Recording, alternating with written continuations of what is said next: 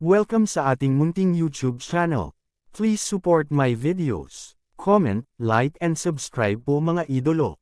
Maraming salamat po. Story present. Super Devo Uling System.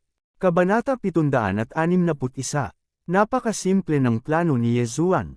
Hanggat nawala ang projection ng matanda, magagawa niyang patayin ang Celestial Abundance City Lord.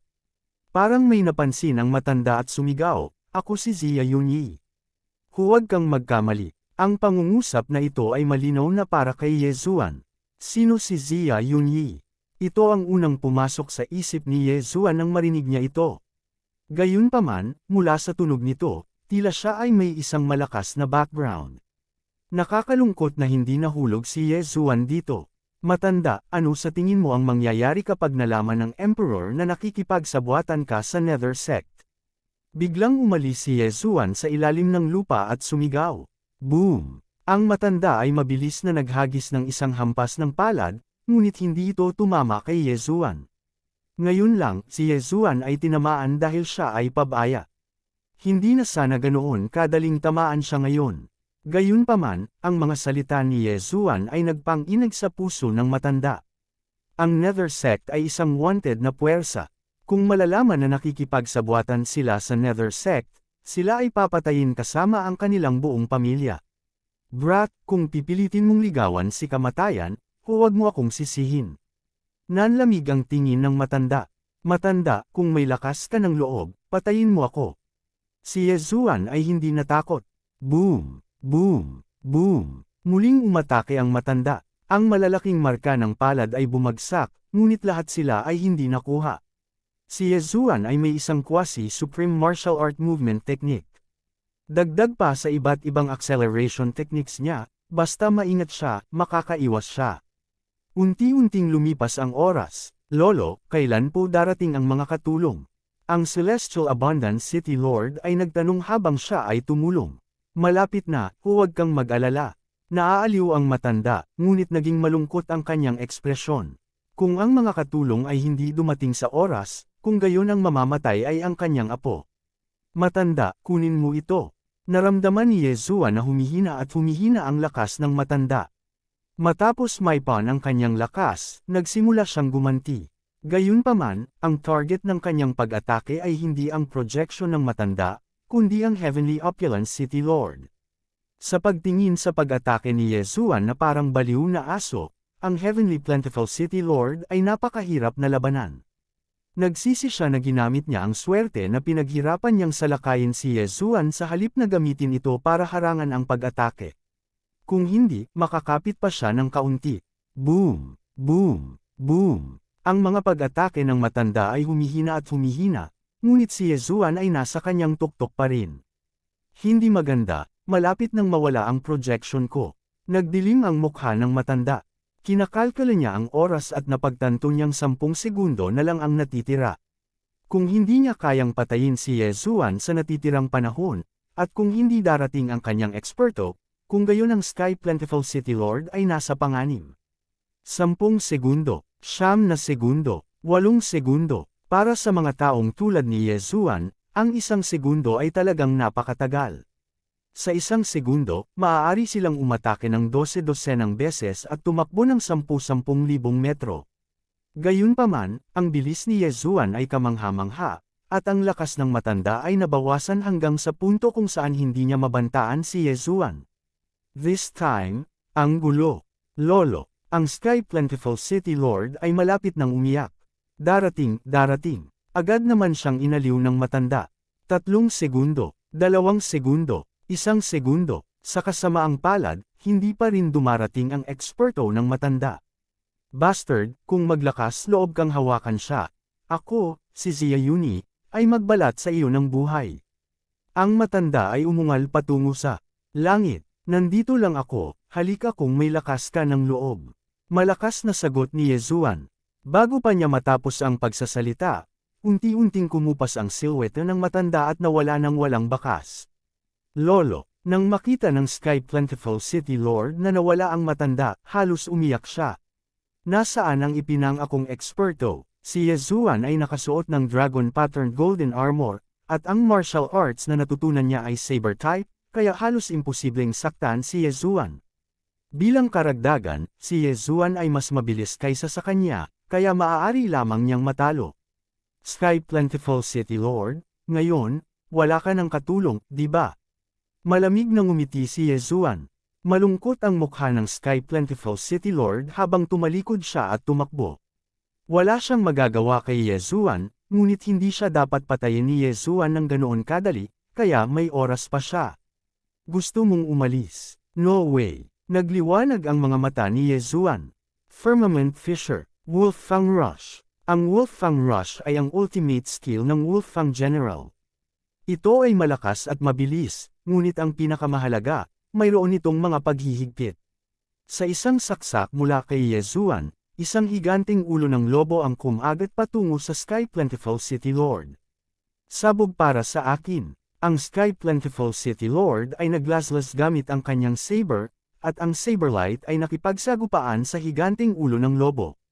Gayunpaman, hindi niya napansin na sa likod ng higanting ulo ng lobo ay may isa pang higanting ulo ng lobo.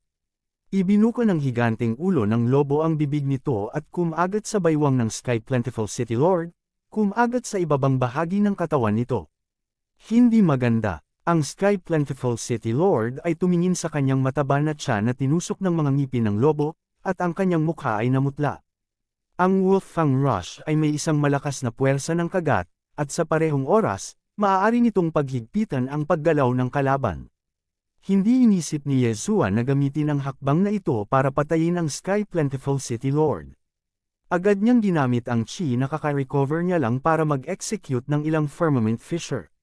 Ang cultivation realm ng Sky Plentiful City Lord ay mas mataas kaysa sa Vice City Lord, ngunit kung sila ay nasa parehong antas, ang Armored Man ay mas malakas kaysa sa kanya. Hindi nagawang talunin ng Sky Plentiful City Lord ang Wolffang Rush na ito sa isang strike. Dahil dito, mas imposible para sa kanya na iwasan ang pamatay na hakbang ni Yezuan. Swish! Isang sunod-sunod na tunog ng hangin ang maririnig, na parabang isang malisyosong espiritu ang kumakapit sa kanyang kaluluwa. Ang Sky Plentiful City Lord ay nawala na ng pag-asa, at ang mga kalamnan sa kanyang mabilog na mukha ay nanginginig. Hindi ka pakakawalan ng lolo ko. Ang Sky Plentiful City Lord ay umungal patungo sa langit. Isang Firmament Fissure ang tumawid sa kanyang bungo, na naghiwa ng kanyang utak. Sky Plentiful City Lord, patay na. Ilang taon ka na, hinahanap mo pa ang lolo mo. Si Yezuan ay napuno ng paghamak habang siya ay nagmamadaling lumapit. Ding! Nakalusot ang host. Ang kasalukuyang intent seal ng Emperor ay nasa 50%. Na-notify ang system. Gayunpaman, bago maingat na inspeksyonin ni Yezuan ang mga bagay sa Sky Plentiful City Lord's Universe Ring, isang napakalakas na aura ang mabilis na lumapit.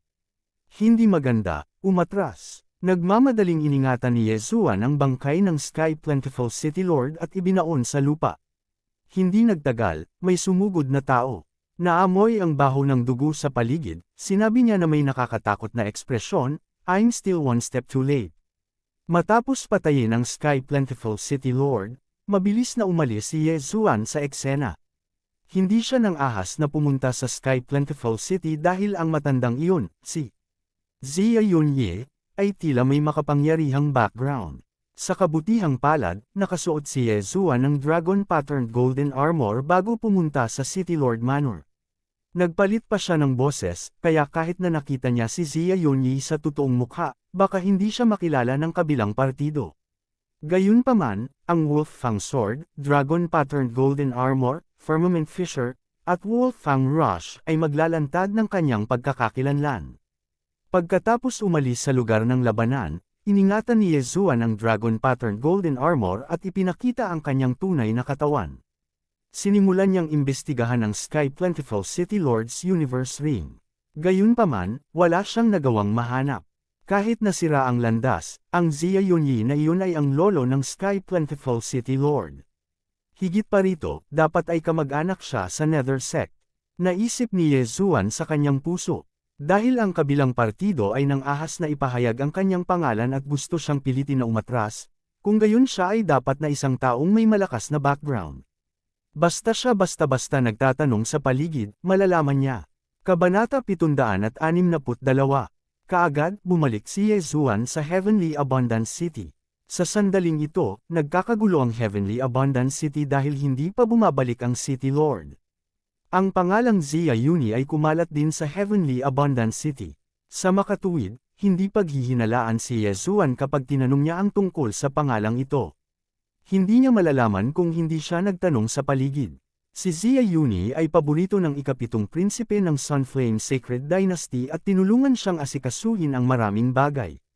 Sa madaling salita, siya ang mayordoma ng 7th Prince. Para naman sa 7th Prince, isa siya sa mga kandidato para sa posisyon ng Crown Prince sa Sunflame Sacred Dynasty.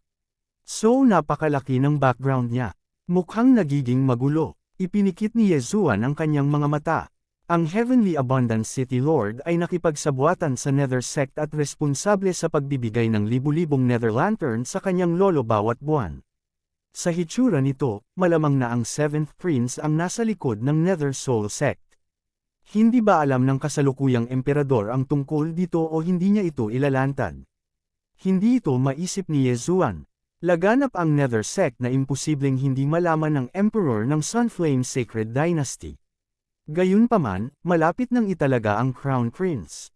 Sa makatuwid, ito ay normal para sa mga prinsipe na maglaro ng ilang mga trick. Gagawin ko ang aking makakaya upang matupad ang hiling ng Wolffang General. Gayunpaman, ang background ng kabilang partido ay hindi maliit. Dapat akong lumampas muna, naisip ni Yezuan sa kanyang puso habang lumilipad siya patungo sa teritoryo ng naglalagablab na Sacred Dynasty. Bagamat mayroon siyang dragon-patterned golden armor, napatay niya ang Heavenly Abundance City Lord. Ang dragon-patterned golden armor ay tiyak na malalantad. Sa makatuwid, hindi niya ito aalisin maliban kung wala siyang ibang pagpipilian. Kung gusto niyang matupad ang hiling ng Wolffang General, kailangan niyang maging makapangyarihan. Sa pinakakaunti, kailangan niyang maging invincible sa half-step Supreme Being Realm. Ang invincible in the Supreme Being Realm ay napakalayo pa rin sa kanya. Gayunpaman, ang Heavenly Prison ay isang magandang lugar para sanayin. Kaya niyang patayin ang dakilang pinuno ng Heavenly Prison. Sino ang makakapigil sa kanya? Pagkatapos gumawa ng desisyon, lumipad si Yezuan sa teritoryo ng naglalagablab na Sacred Dynasty. This time, lalabas na siya ng todo. Kasabay nito, sa malayong Sunflame Sacred Dynasty's Imperial Capital, ang palasyo ng ikapitong prinsipe. Your Highness, may isusumbong ako. Si Zia Yunyi, na muntik nang sumampal kay Yezuan. Kanina, magalang na sinabi mula sa labas ng palasyo. Sa sumunod na sandali, bumukas ang pinto ng palasyo. Ang palasyong ito ay ang palasyo ng ikapitong prinsipe ng Sunflame Sacred Dynasty. Ano ito? Isang mahinahong boses ang nagmula sa palasyo. Mabilis na pumasok si Zia Yuni. Ang ikapitong prinsipe ng Sunflame Sacred Dynasty ay isang binata na halos kasing edad ni Yezuan. Nakasuot siya ng mahabang gintong balabal at may gintong korona. Siya ay may ugali ng isang pinuno. Sa tabi niya ay nakatayo ang isang mapang-akit na babaeng nakaitim. Your Highness, bad news. Lumitaw na ang dragon-patterned golden armor ng Ancient Saint Dynasty's Wolffang General. Agad namang nagsumbong si Zia Yuni. Ano? Naninigas ang mukha ng 7th Prince. Bago pa siya makapagsalita, ang babaeng nakaitim sa tabi niya ay bumulalas, golden dragon-patterned armor. Sinulyapan ni Zia Yuni ang babaeng nakaitim na nakadamit at bahagyang hinanakit. Oo, ang apo ko ay pinatay ng taong ito na nakasuot ng gintong baluti na may pattern ng dragon. Ano ang lakas ng taong iyon? Hindi naiwasang magtanong ng ikapitong prinsipe. Ang kalooban ng dakilang emperador ay nagsilyado ng 45% ng kanyang katawan at lumitaw sa ika-6 na langit na bilangguan. Sa oras na iyon, ang aking pinakamataas na projection ay hindi nagawang patayin siya, sagot ni Zia Yuni. 45% lang ng katawan niya. Nagulat ang ikapitong prinsipe at ang babaeng nakasuot ng itim. Ito ay medyo hindi kapanipaniwala. Pagkatapos ng lahat, ang Wolffang General ay isang half-step Supreme Being noong siya ay nabubuhay pa. Nang mawala siya, sinabing nabigo siya sa kanyang kapigatian at pinatay ng Supremo pagiging kapigatian. Bakit niya pinatay ang Heavenly Abundance City Lord? Tanong ng ikapitong prinsipe. Pinatay ng taong iyon ng Heavenly Abundance City Lord at nakakita ng ebidensya ng Nether Soul Cult. Sa makatuwid, sinunod niya ang mga pahiwatig, mabagal na sabi ni Zia Yuni. Nanlaki ang mga mata ng ikapitong prinsipe at mariing sinabi, ibig sabihin alam niya. Halos mamatay si Zia Yuni. Nagmamadali niyang sinabi, Your Highness, please calm down. Napakaingat ng apo ko. Normally, hindi siya mag-iiwan ng anumang ebidensya. Paano kung meron? Nanlaki ang mga mata ng Seventh Prince. Takot na takot si Zia Yuni kaya't pinagpawisan siya ng malamig. Pupunta ako at mag-iimbestiga ngayon. Pagkatapos niyang magsalita ay tumalikod na siya at umalis. Tumingin ang ikapitong prinsipe sa kanyang likuran at bamulong, ang ika-6 na kulungan ng langit ay aking teritoryo. Isa kaya siya sa mga tauhan ng ika-4 na prinsipe. Kamahalan, ang taong iyon ay nagselyado lamang ng 45% ng kanyang katawan sa kalooban ng dakilang emperador. Sayang ang pagbibigay sa kanya ng dragon-patterned golden armor. Hindi siya dapat isa sa mga tauhan ng Fourth Prince. Paalala ng babaeng nakasuot ng itim. Totoo iyon. Gayunpaman, pinapabore ni Itay ang ika-4 na prinsipe. Natatakot ako na sa pagkakataong ito ang paglilitis ng Crown Prince. Nag-aalala ang ikapitong prinsipe. Your Highness, please don't worry. Sa tulong ng Nether Soul Cult, tiyak na mapapasa iyo ang posisyon ng Crown Prince. Inaaliw ng babaeng nakasuot ng itim. Ngumuso ang ikapitong prinsipe, kailan lalabas ang Nether Soul Guards na binanggit mo? Ang mga gumamit ng mga lihim na diskarte para tumaas ang kanilang lakas ay magkakaroon ng Nether Soul Tattoo. Kung hindi ito aalisin, kapuputan sila ng lahat. Pagkaraan ng ilang sandali, kapag inalis ng mga eksperto ng aking kulto ang side effect na ito, ang mga Nether Soul Guards ay magiging katulad ng mga ordinaryong tao. Sunflame Holy Court, ika-6 na langit na kulungan. Sa oras na ito, 7 araw na ang nakalipas mula nang patayin ni Yezuan ang Heavenly Abundance City Lord. Sa 7 araw na ito, si Yezuan ay pumapatay sa naglalagablab na apoy ng banal na hukuman. Muli niyang nadagdagan ang kanyang lakas, at ang kalooban ng kanyang dakilang emperador ay nagselyo ng 55% ng kanyang katawan. Kasabay nito, ang providence sa itaas ng kanyang ulo ay tumaas din sa purple. Mukhang direktang mapapalitan ng titulong Marquis ang Purple Providence. Nagliwanag ang mga mata ni Yezuan. Ang titulong Marquis ay hindi mababa dahil kahit ang Heavenly Abundance City Lord ay isa lamang Marquis. Gayunpaman, nakakalungkot na hindi niya nakuha ang Providence Secret Technique na ginamit ng Heavenly Abundance City Lord. Agad siyang nagtungo sa isa pang pangunahing lungsod sa ika-6 na kulungan ng langit. Matapos palitan ang kanyang Purple Providence para sa isang Marquis title, umalis siya sa ika-6 na kulungan ng langit. Bumalik muna siya sa libingan ng general upang dagdagan ang lakas ng kanyang doppelganger bago muling tumungo sa kabisera ng imperial. Sa pagkakataong ito, papasukin niya ang teritoryo ng kalaban para mag-imbestiga. Ang imperial na kabisera ng bawat imperyo ay napakakomplikado. Bukod dito, ang Nether Soul Cult ay nauugnay sa 7th Prince ng Sunflame Holy Court. Hindi nagtagal, dumating si Yezuan sa imperial na kabisera ng Sunflame Holy Court. Ang laki ng kabisera ng imperial ang pinakamalaking nakita niya. Sinasabing mayroon ng 10 milyong tao ang naninirahan sa imperial na kabisera ng Sunflame Holy Court. Pagkatapos ng lahat, ito ang lugar kung saan nakatira ang emperador ng Sunflame Holy Court at ang mga maharlika. Ang mga maaaring manirahan sa kabisera ng imperial ay mayaman o marangal. Lumakad si Yezuan sa gate at bumantong hininga sa loob ng kapangyarihan ng imperial na kabisera ng Sunflame Holy Court. Ang dalawang grupo ng mga sundalo na nagbabantay sa gate ay parehong tinatakan ng 60% ng kanilang mga katawan sa kalooban ng Great Emperor. 60%. Ano ang ibig sabihin noon? Parehong antas ng cultivation ang Deputy City Lord ng Heavenly Abundance City na pinatay ni Yezuan. Ang ika-6 na langit na bilangguan ay sinasabing teritoryo ng ikapitong prinsipe. Gayunpaman, ito ay isang middle grade heaven na bilangguan lamang. Ang 7th Prince ay may ikatlong langit na bilangguan, na puno ng mga advanced na half-step supremes. Napaisip si Yezuan habang naglalakad. Kabanata 763. Ang dahilan kung bakit naging sikat ang Heavenly Prison ay dahil magagamit ng isang tao ang kanilang swerte para bumili ng opisyal na posisyon at isang marangal na titulo.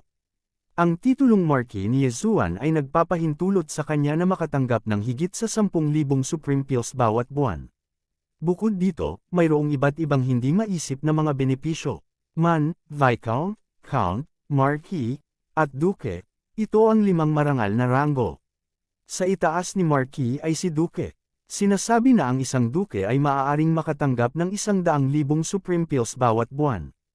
Hanggat makakakuha ng titulong Duke, hindi na kailangang mag-alala tungkol sa kultibasyon sa hinaharap. Ang mga may ganitong mga titulo ay kailangang sumunod sa mga utos ng Sunflame Sacred Dynasty kung kinakailangan. Ang Wolfang General ay isang prinsipe ng Ancient Sacred Dynasty noong siya ay nabubuhay. Siya ay may parehong opisyal na posisyon at isang titulong duke. Gayunpaman, bakit ang 3,000 Wolfang Cavalry ay ibang-iba sa mga maalamat?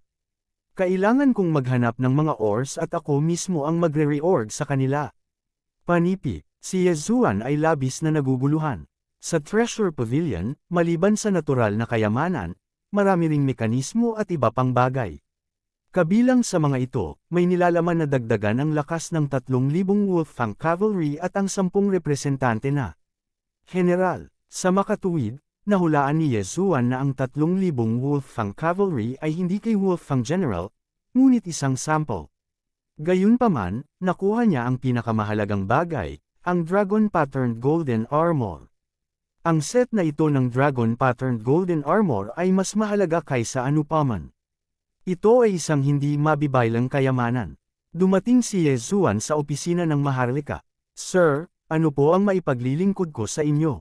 Pagpasok pa lang niya ay may lumapit sa kanya na attendant. Hindi nag-aksaya ng oras si Yezuan at kinuha ang Marquis token at ang opisyal na dokumento.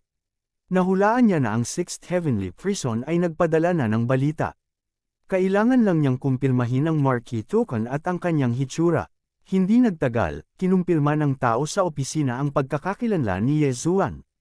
Marquis Jiaopan, ang iyong pagkakakilanlan ay nakumpirma na. Ito ang iyong Marquis token. Inabot ng attendant ang ilang bagay kay Yezuan. Si Earl lang ang maaaring tumira sa Imperial Capital. Ang Marquis ni Yezuan ay binigyan pa siya ng isang malaking mansyon. Salamat. Nagpasalamat si Yezuan sa attendant at naghanda na umalis. Gayunpaman, sa sandaling ito, Little brother, sandali. Biglang may lumapit at tinawag si Yezuan. Lumingon si Yezuan at nakita ang isang matanda na may puting buhok. Ang kanyang antas ng paglilinang ay tila mas mataas kaysa sa kanya. Sir, may maitutulong ba ako? Mahinahong sabi ni Yezuan. Ako si Shiyang mula sa 6th Emperor's Residence. Little brother, interesado ka bang sumali sa 6th Emperor's Residence? Ang tirahan ng ika-6 na emperador. Nagtaas ng kilay si Yezuan. Ang 6th Emperor's Residence ay ang 6th Princess Residence.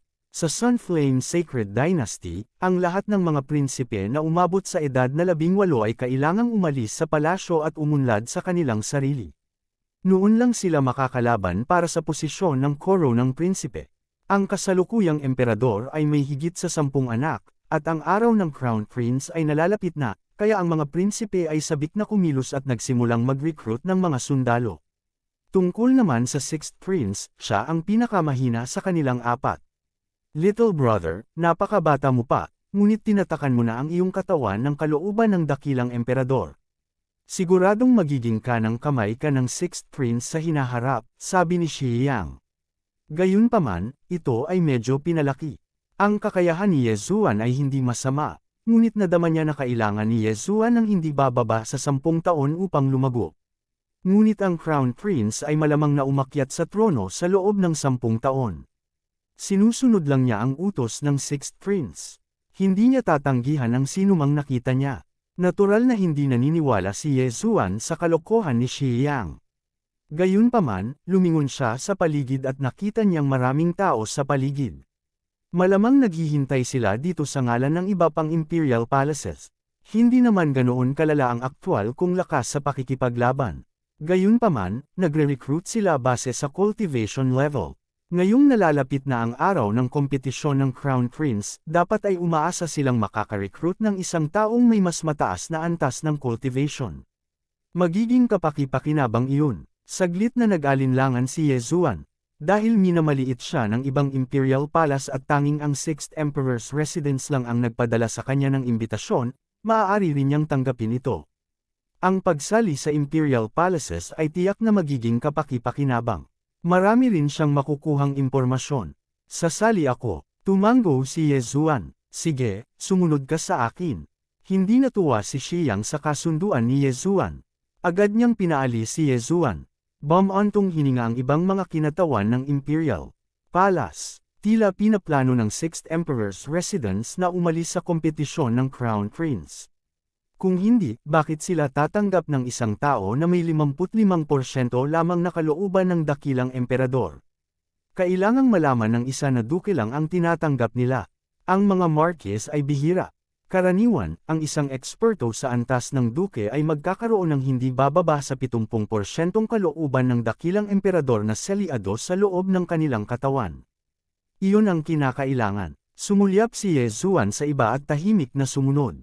Hindi niya alam kung ang 7th Emperor's Residence ay kabilang sa mga hindi sumulong. Gayunpaman, hindi iyon mahalaga. Senior Shi, pupuntahan ba natin ngayon ang 6th Prince? Hindi naiwasang magtanong ni Yezuan habang nasa daan. Hindi, abala ang 6th Prince. Ihahatid na kita ngayon sa steward. Umiling si Shiyang. Ang katiwala. Ang Zia Yuni na iyon ay tila katiwala ng ikapitong prinsipe. Kung gayon, anong mga benepisyo ang makukuha ko sa pagsali sa 6th Emperor's Residence? Tanong ni Yezuan. Bawat buwan, maaari kang makatanggap ng ilang cultivation resources at ilang cultivation room sa 6th Emperor's Residence, sagot ni Shiyang. Walang pakialam si Yezuan sa mga bagay na ito. Kung tutuusin, hindi mataas ang kanyang cultivation realm, kaya malamang na hindi siya nakatanggap ng maraming bagay. Magsisimula na ang kompetisyon ng Crown Prince.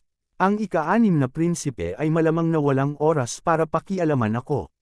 Napaisip si Yezuan sa kanyang sarili. Sumama siya sa 6th Emperor's Residence sa isang kapritsyo. Gusto niyang humanap ng background para sa kanyang sarili para mas maging convenient para sa kanya na mag-imbestiga sa ghost cult. Hindi nagtagal, dinala ni Shiyang si Yezuan sa 6th Emperor's Residence at ibinigay siya sa steward. Ang lakas ng katiwala ng ika-6 na emperador ay hindi maarap. Malamang na hindi siya mas mahina kaysa kay Zia Yuni. Gayunpaman, wala siyang gaanong interes kay Yezuan. Direkta siyang nagtalaga ng tirahan kay Yezuan. Anak, sa loob ng 3 araw, pipiliin ng 6th Prince ang natitirang 5 pwesto para sa kompetisyon ng Crown Prince. Maaari kang pumunta at tingnan. Sinabi ng katiwala ng ika-6 na emperador kay Yezuan. Nagtaas ng kilay si Yezuan matapos itong marinig. Medyo may pagkaunawa siya sa paglilitis ng Crown Prince. Maraming prinsipe ang lalahok sa kompetisyon ng Crown Prince sa pagkakataong ito. Ang mananalo ay magiging Crown Prince ng Sunflame Holy Dynasty. Sa kanila, ang bawat prinsipe ay maaaring pumili ng 10 miyembro upang tulungan ang prinsipe. Yung 5 mga pwesto ay dapat ay napagpasyahan sa loob. Ang natitirang 5 pwesto ay makukuha sa pamamagitan ng mga laban. Hulaan ni Yezuan. Kung iyon ang kaso, maaari siyang pumunta at tingnan. Kung maaari, pupunta siya at ipakita ang kanyang lakas. Kung tutuusin, hindi naman siya mahina. Ang unang prinsipe, ang ika-4 na prinsipe, ang ika-6 na prinsipe, at ang ika-7 prinsipe ay ang pinakamahusay sa pinakamahusay. Sila ang 4 na malamang na maging Crown Prince. Kabanata 764. Pagkatapos gumawa ng kanyang desisyon, bumalik si Yezuan sa kanyang tirahan sa 6th Emperor's Residence. Sa kasalukuyan, siya ay nasa 55% ng selyo ng Great Emperor, na medyo mahina. Gayunpaman, hanggat nakalusot pa siya ng ilang beses, maa-activate niya ang pangalawang Bloodline Expansion Window. Ang unang Bloodline Expansion Window ay para sa Oiliari Bloodline, habang ang pangalawa ay para sa Physic Bloodline. Napili na ni Yezuan ang pangalawang Physic Bloodline. Isa itong growth type na Physic Bloodline na napakahusay. Ang Physic Bloodline na ito ay tinawag na Heavenly Eye Clan Bloodline. Hanggat nakakuha siya ng isang partikular na item, magagawa niyang i-activate ang Heavenly Eye. Ang Eye of Insight, na may photographic memory at nakikita ang asensya ng lahat, ang mata ng ilusyon, na maaaring magbigay ng mga ilusyon, ang Eye of Control, na maaaring kontrolin ang mga kaaway, ang Eye of Nirvana, na may napakalakas na kapangyarihan sa opens iba, at ang Eye of Eternity, na maaaring gawing mga mata ang mahahalagang punto. Hanggat nakakuha siya ng isang partikular na item, magagawa niyang i-activate ang Heavenly Eye. Bilang karagdagan, mayroong Eye of Perception, Eye of Void, Eye of Glory, at iba pa. Ang dahilan kung bakit hindi direktang pinili ni Yezuan ang Heavenly Eye Clan Bloodline ay dahil masyadong mahalaga ang item na kailangan. Higit pa rito, ang presyo ng Bloodline na ito ay mas mataas kaysa sa Beast God Bloodline. Sa sandaling ito, nakabuo na ng plano si Yezuan sa kanyang puso. Makakakuha siya ng pwesto para sa Crown Prince Trial, i-activate ang Heavenly Eye Clan Bloodline, at tutulungan ng 6th Prince na makuha ang posisyon ng Crown Prince. Mabilis na lumipas ang 3 araw. Pagdating ng ika-4 na araw, maagang umalis si Yezuan dahil kailangan ng 6th Prince na pumili ng 5 tao na lalahok sa Crown Prince Trial kasama niya. Sa sandaling ito, daan-daang mga eksperto ang nagtipon na sa larangan ng martial arts ng 6th Emperor's Residence. Ang mga taong ito ay pawang mga eksperto na kinuha ng 6th Prince. Ang pinakamahina sa kanila ay mayroong hindi bababa sa 60% ng testamento ng dakilang emperador, habang ang mga mas malakas ay nagselyado na ng 70 hanggang 80%. Pumasok si Yezuan at tumingin sa paligid. Nakita niyang dumating na ang general manager ng 6th Emperor's Residence, at sa tabi niya ay nakatayo ang isang binata na nakasuot ng Golden Dragon robe. Medyo guwapo ang binatang ito, may mala espada na kilay at balingkinitan. Bahagya niyang pinalabas ang aura ng isang superior na tao. Siya dapat ang 6th Prince. Maingay ang martial arts field, at maraming tao ang nag-uusap sa iba. Sa pagkakataong ito, daan-daang tao ang dumating upang makipagkumpetensya para sa 5 pwesto. Hindi karaniwan ang kompetisyon. Nang dumating ang oras, ang punong ketiwala sa tabi ng ika-6 na prinsipe ay humakbang pasulong. Sa isang iglap, tumahimik ang buong martial arts field. Lahat, kulang pa ang 6th Prince sa 5 tao. Itong 5 tao ang pipiliin ngayon. Sa pagkakataong ito, ang pagliliti sa Crown Prince ay napakahalaga. Kung matutulungan natin ang 6th Prince na umakyat sa posisyon ng Crown Prince, lahat ng naruroon ay mabibigyan ng malaking reward. Malakas na sabi ng head steward ng 6th Princess Palace. Lahat ng naruroon ay matamang nakinig. Kilala nilang lahat ang karakter ng 6th Prince, kaya naman lahat sila ay pumunta para sumilong sa kanya. Gayunpaman, kung nais niyang manalo laban sa higit sa 10 prinsipe, mayroon pa ring ilang mga hadlang na tatawid. Hindi ganoon kadali iyon. Hindi na magsasayang ng salita ang matandang ito. Mayroon akong listahan dito, at mayroong 5 sa mga personal na gwardya ng 6th Prince. Hanggat maaari mong talunin ang isa sa kanila, maaari kang makakuha ng pwesto. Siyempre kahit hindi ka sapat, basta ikaw ang pinili ng 6th Prince, pwede pa rin.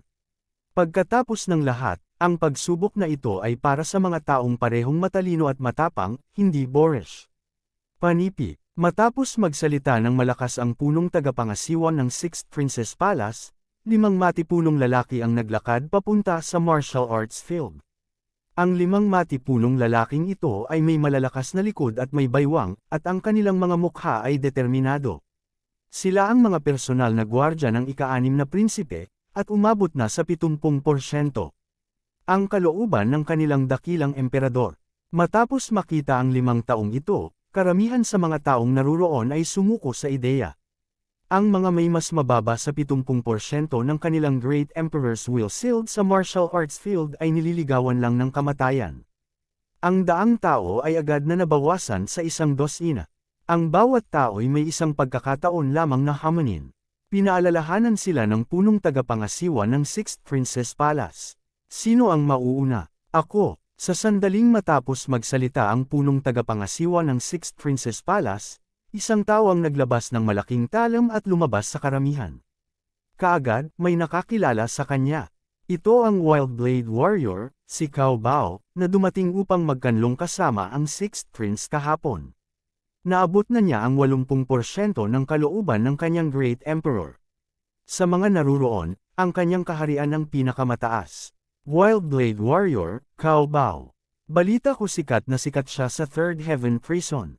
Hindi magiging problema para sa kanya na makakuha ng isa sa mga spot. Naglakad palabas ang Wild Blade Warrior na si Cao Bao at casual na itinuro, ikaw.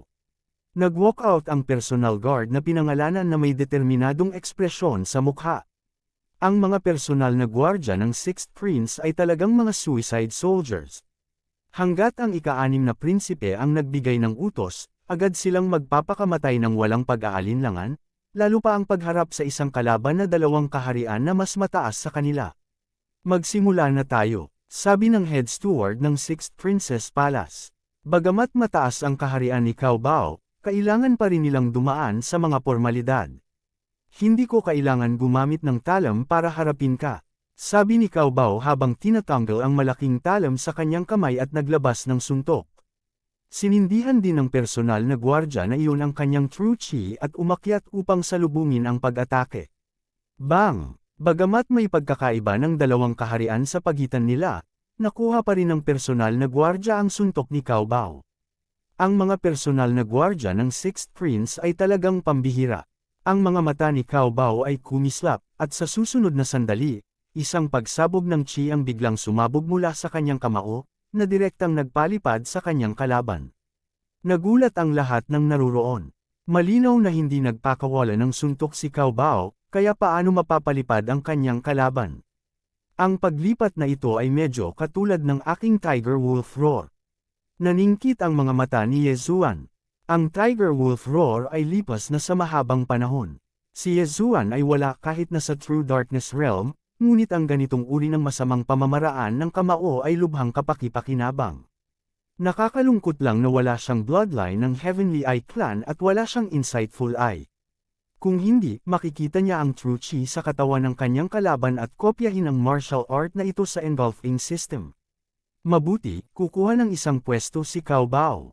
Tumanggo ang punong tagapangasiwa ng Sixth Princess Palace. Mataas ang kaharian ni Cao Bao, kaya hindi naging problema para sa kanya na kumuha ng isang pwesto. Ngayon, 4 na pwesto na lang ang natitira. Sa mga consecrators na naruroon, maliban kay Cao Bao na may 80% ng kanyang lakas, ang pinakamataas ay 75%. Ang mga taong ito ay hindi mapakali. Pagkababa ni Cao Bao, may biglang tumalon. 75% laban sa 70%. Boom! Boom! Boom! Hindi nagtagal, umalangaw-ngaw ang larangan ng martial arts. Ang consecrator na may 75% ng kanyang lakas ay talagang nakipagbuno sa personal na gwardya na may 75% ng kanyang lakas na tinatakan ng kalooban ng dakilang emperador. Tulad ng inaasahan ng mga personal na gwardya ng Sixth Prince, talagang naglakas loob silang hamunin ang isang tao sa mas mataas na kaharian. Siyempre, paano nila mapoprotektahan ang Sixth Prince kung hindi nila kaya? Nako, parang matatalo siya. Nagsimulang itutok ng lahat ang kanilang atensyon. Sa sandaling ito, ang isa sa 2 tao sa field ay dahado na at mukhang matatalo. Gayunpaman, ang nakakagulat ay ang taong ito ay hindi miyembro ng personal na gwardya, ngunit ang naghahaman. Boom! Sa mahinang tunog, ang consecrator na may 75% ng kanyang lakas na tinatakan ng kalooban ng dakilang emperador ay pinaalis sa larangan ng martial arts. Nagtagumpay siya sa paghamon sa isang tao sa mas mataas na kaharian. Kabanata 765. Malungkot ang mukha ng consecrator na iyon. Hindi niya inaasahan na hindi siya makakakuha ng pwesto sa kabila ng pagsupil sa kanyang kalaban. Sayang naman, sa sandaling ito, mayroon pa ring 4 na pwesto na natitira. Sunod-sunod na dumami ang umakyat sa arena. Gayunpaman, karamihan sa kanila ay nasa 75% hanggang 70%. Pagkatapos ng 8 round, 3 tao lang ang nagtagumpay. Ngayon, isa na lang ang natitira. Oras na para umakyat. Nagliwanag ang mga mata ni Ye Zuan habang tumalon siya sa arena. Gayunpaman, pagkalapag niya, may ibang tao na lumapag. Ito ay isang nasa katanghaliang gulang na lalaki. Anak, hindi ito lugar para umakyat ka. Lumabas ka na. Ang nasa katanghaliang gulang na lalaking ito ay napakamayabang dahil nararamdaman niyang hindi malakas ang aura ni Yezuan. Sa tansya niya, wala pa itong 60%. How dare he challenge someone sa ganoong level? Nililigawan niya si kamatayan. Everything is first come, first served. Hintayin mo akong matapos ang hamon ko. Bahagyang ngumiti si Yezuan at naglakad pasulong. Abat mayabang na bata, Sir, ang batang ito ay nakakagambales sa utos. Tutulungan ko kayong magpalipad sa kanya. Ang nasa katanghaliang gulang na lalaki ay malamig na ngumuso at direktang sumugod kay Yezuan. Sa pagharap sa sneak attack, kinuha ni Yezuan ang kanyang spiritual sword at umatake ng kasing bilis ng kidlat. Bang! Ang liwanag ng espada ay tumama sa dibdib ng nasa katanghaliang gulang na lalaki at pinalipad ito. Hiss! Marami sa mga taong naruroon ay sumipsip ng malamig na hangin. Akala nila ay ipapalipad si Yezuan sa isang suntok. Sa hindi inaasahan, ang lalaking nasa katanghaliang gulang na iyon ay isang tigre ng papel at hindi makatiis ng kahit isang suntok. Hindi niya kayang tiisin ang isang suntok, ngunit ang lakas ni Yezuan ay nakakabigla. Sa Imperial Capital, hindi mo mahuhusgahan ang isang libro sa pabalat nito. Ang iba pang mga prinsipe ay mayroon ding mga batang powerhouse sa ilalim ng kanilang pamumuno. Ang ilang mga tao ay nag-isip sa kanilang sarili. Ang pag-ataking ito ay nag-iwan ng napakalalim na impresyon sa mga nakapaligid na tao dahil kung ang espadang ito ay damapo sa kanila, ito ay sapat na upang mapatay sila kaagad. Oh, biglang nagtaas ng kilay ang ika-6 na prinsipe na hindi umimik sa simula. Kahit siya ay hindi inaasahan na magkakaroon ng ganoong lakas si Yezuan. Ito ay talagang bihira. Director Zuo, sino ang taong ito? Hindi naiwasang magtanong ng ika-6 na prinsipe. Ito, ang punong tagapangasiwa ng 6th Emperor's Mansion ay napatingin kay Yezuan. Nag-isip siya sandali at sinabing, mukhang ibinalik siya ni Shi ang 3 araw na ang nakalipas. He is a talent that can molded. I wonder kung makukuha niya ang 10th spot. Ngumiti ang ika-6 na prinsipe. Maraming pagkakataon sa paglilitis ng Crown Prince. Hindi lang niya gusto ang mga taong parehong matalino at matapang, gusto rin niya ang mga taong may potensyal. Halimbawa, si Yezuan ay isang henyo na maaaring hamunin ang mga tao ng 3 antas sa itaas niya. Kung si Yezuan ay makakatagpo sa paglilitis sa Crown Prince, kung gayon ang kanyang lakas ay usad ng mabilis, at maaari siyang maging isa sa mga pinakamahusay na general sa ilalim ng kanyang pamumuno. Matapos mapalipad ni Yezuan ang lalaking nasa katanghaliang gulang, naging pangit ang kanyang ekspresyon. Nawala siya sa karamihan, hindi na naglakas loob na magsalita pa. Binata, ito na ang huling pwesto. Dapat mong gamitin ito ng husto. Sabi ng punong tagapangasiwa ng 6th Emperor's Palace. Gagawin ko. Tumango si Yezuan. Isang target na lang ang natitira sa training field, kaya walang ibang pagpipilian si Yezuan. Nang makita ng huling gwardya na inilabas ni Yezuan ang kanyang sandata at nagpadala ng isang nasa katanghaliang gulang na lalaki na may parehong antas na lumilipad, hindi siya nang ahas na maging pabaya. Naglabas din siya ng quasi-supreme divine weapon. Ang huling pwesto ay akin. Kumislap ang mga mata ni Yezuan, at nagkusa siyang umatake. Kahit na ang kanyang cultivation level ay 3 antas na mas mababa, mayroon siyang iba't ibang bloodline sa kanyang katawan. Higit sa lahat, kung siya ay sumabog ng buong bilis, ang kanyang kalaban ay hindi makakasabay sa kanyang bilis. Mabilis na humalili ang mga paa ni Yezuan sa larangan ng pagsasanay. Napakabilis ng kanyang bilis na ikinagulat ng lahat ng naruroon. So fast! Walang limitasyon ang kinabukasan ng batang ito. Nagulat ang ika-6 na prinsipe. Sa sandaling ito, nakapagdesisyon na siya. Kahit na matalo si Yezuan, ibibigay niya ang huling pwesto kay Yezuan. Gayunpaman, hindi ito kailangan ni Yezuan. 2 segundo pa lang nagsimula ang labanan nang may lumipad na figure palabas ng arena. Ang nakatayo pa rin sa arena ay si Yezuan. Yezuan, tagumpay. Mabuti, ang ika-10 pwesto ay nakumpirma na. Nag-react ang manager ng 6th Princess Residence at sumigaw ng malakas. Ang lakas ni Yezuan ay sapat na upang talunin ang isang kalaban sa 3 antas na mas mataas sa loob ng 2 segundo. Bukod dito, ang kalaban ay ang personal na bantay ng Sixth Prince. Matapos talunin ang kalaban, nakahinga ng maluwag si Yezuan. Ang pagkuha ng pwesto para makapasok sa pagliliti sa Crown Prince ay ang unang hakbang lamang ng kanyang plano. Sige, maghiwa-hiwalay na ang lahat. 5 kayong manatili, sabi ng manager ng Sixth Prince. Daan-daang tao ang umalis sa larangan ng pagsasanay na walang magawa. Hindi sa ayaw nilang tulungan ang Sixth Prince, ngunit wala silang lakas. Hindi nagtagal, wala pang 10 tao ang natira sa larangan ng pagsasanay. Sa 7 araw, ito na ang pagliliti sa Crown Prince. Sigurado akong alam ninyong lahat kung gaano ito kahalaga. Sa susunod na 7 araw, kung may kailangan kayo, huwag mag-atubiling hanapin ako. Pagkatapos magsalita ng manager ng Sixth Prince, naglabas siya ng ilang interspatial ring at ibinigay kay Yezuan at sa 4 pa. Ang interspatial rings ay naglalaman ng ilang impormasyon tungkol sa paglilitis ng Crown Prince, pati na rin ang Draconic Fate of the Universe. Dapat ay narinig mo na ang Draconic Fate of the Universe. Pagkatapos ma-master ito, maaari mong gamitin ang nakaimbak na Draconic Fate para madagdagan ang iyong lakas sa labanan. Panipi, kinuha ni Yezuan ang interspatial rings. Dati, noong pinatay niya ang City Lord ng Celestial Abundance City, hindi niya nakuha ang paraan para mapahusay ang kanyang Draconic Fate. Gayunpaman, ang Draconic Fate of the Universe na ito ay malinaw na mas malakas kaysa sa Draconic Fate of the Universe. Ang pagliliti sa Crown Prince ay nahahati sa 3 seksyon. Ang unang seksyon ay ang Draconic Fate Battle. Hawak ng bawat 10. Subordinate ng prinsipe ang Prince Token at papasok sa isang lihim na kaharian. Ang huling seksyon ay i-rank ayon sa kabuuang Draconic Fate. Isang matalim na tingin ang ibinigay ni Yezuan. Sa unang 2 seksyon ng pagliliti sa Crown Prince, ang mga prinsipe ay hindi personal na lalahok dito.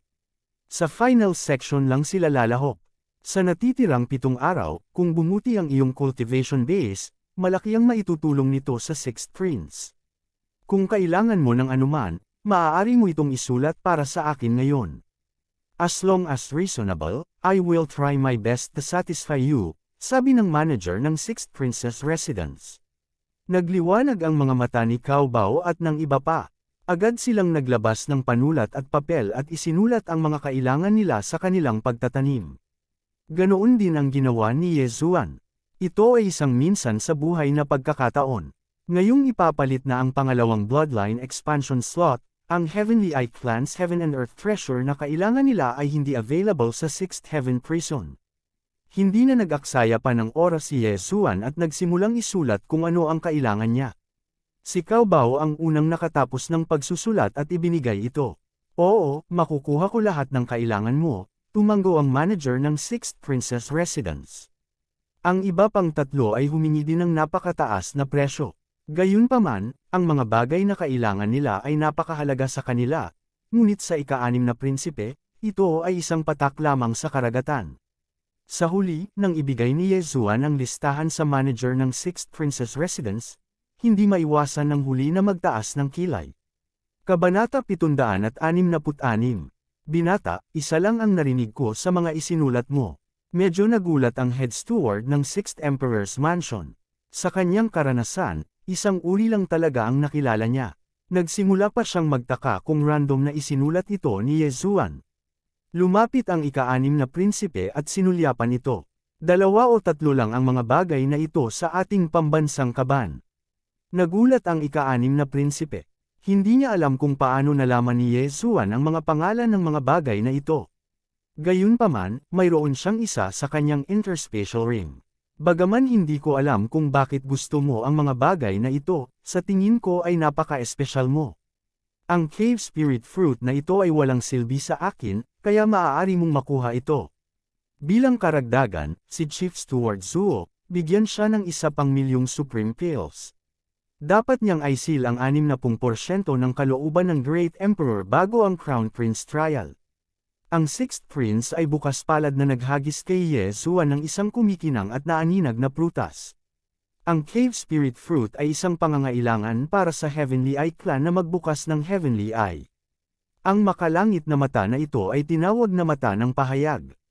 Pinahintulutan nito ang host na magkaroon ng photographic memory at makita ang kakanyahan ng lahat. Kung isasama sa devouring system, maaaring kopyahin ni Yezuan ang martial arts ng kalaban at linangin ito. Salamat, kamahalan. Nagpapasalamat na sabi ni Yezuan.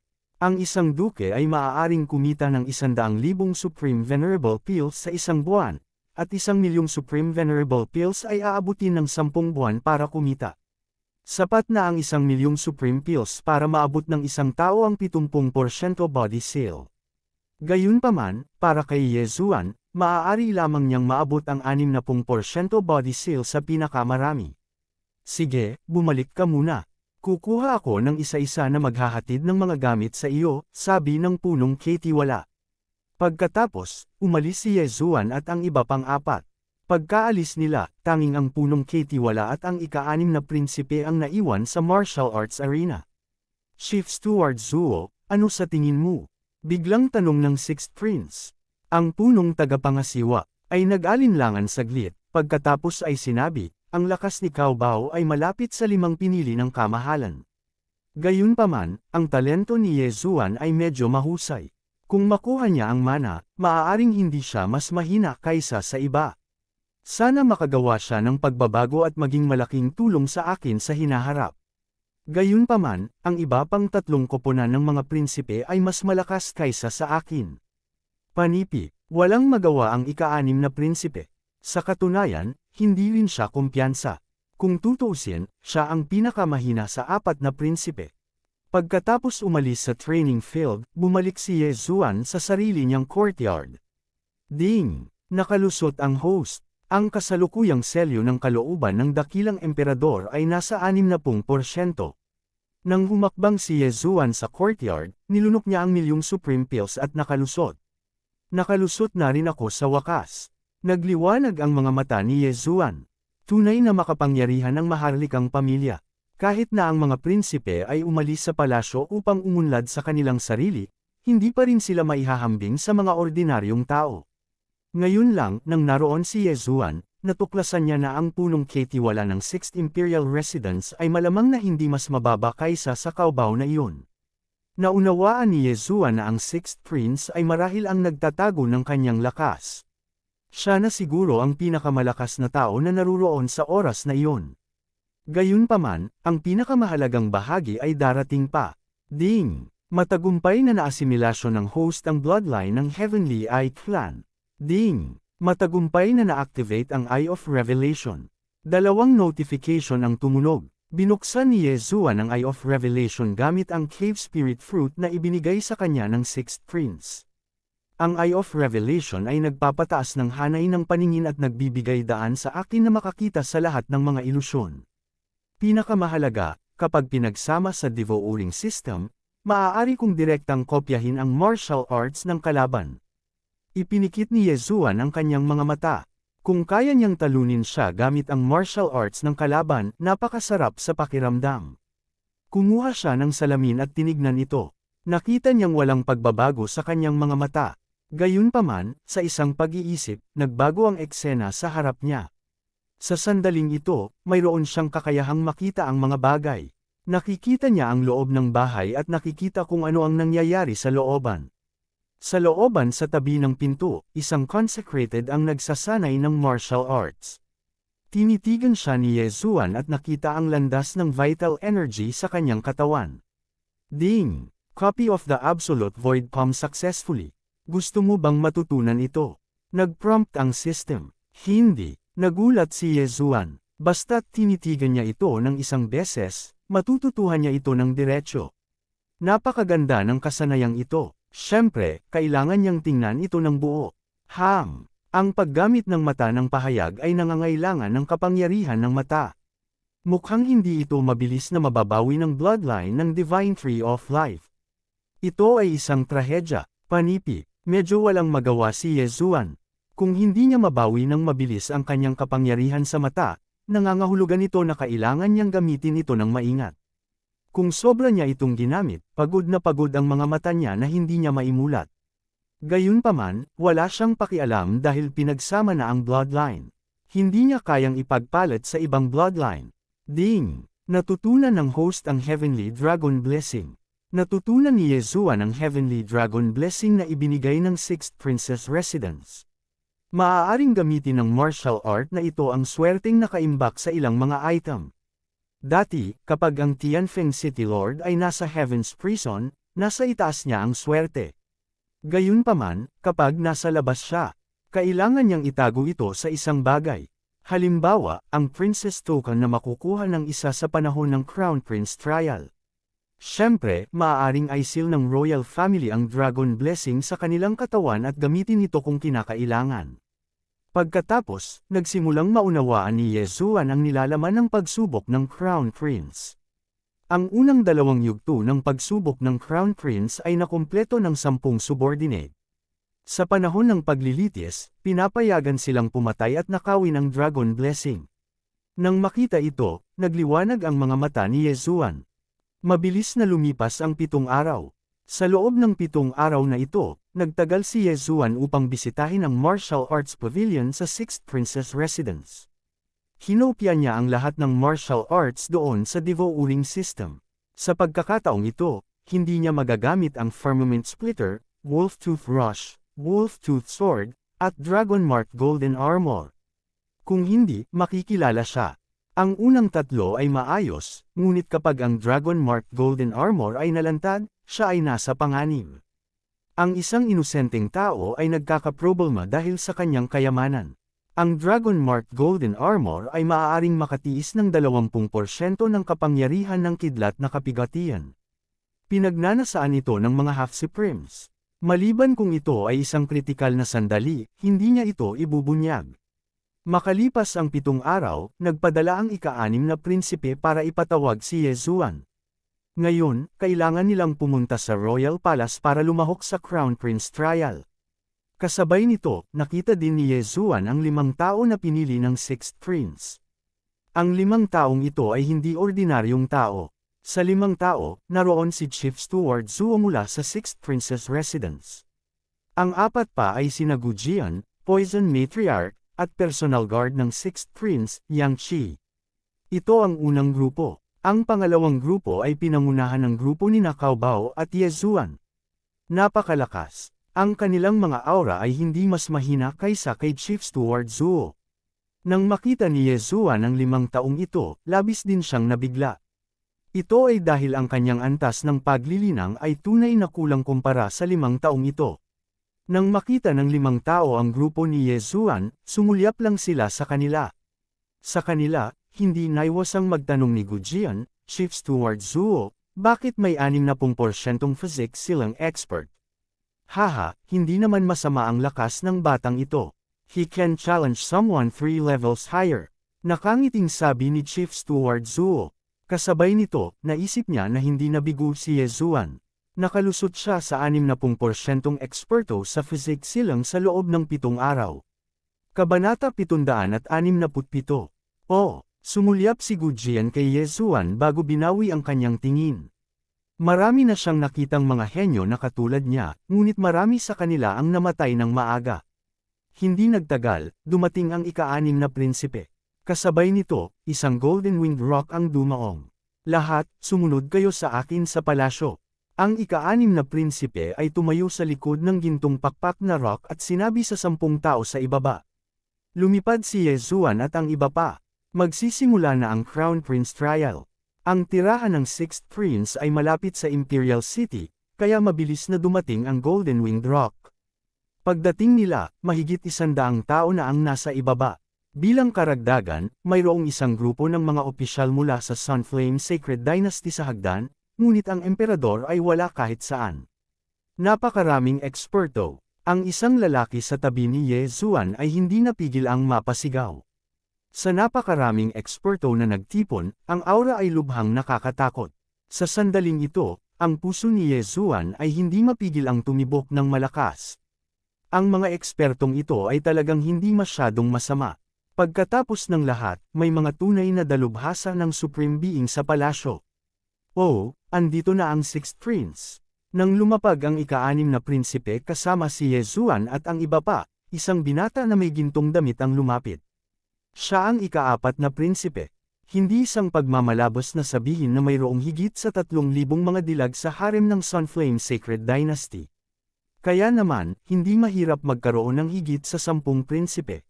Kahit na ang ika-4 na prinsipe ay kapatid ng ika-6 na prinsipe, ang kanilang mga ina ay hindi iisang tao.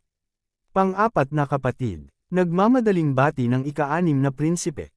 Sinulyapan ng ika-4 na prinsipe ang 10 tao sa likod ng ika-6 na prinsipe at bamulong, ika-6 na kapatid, mukhang hindi masyado ang mga taong ito.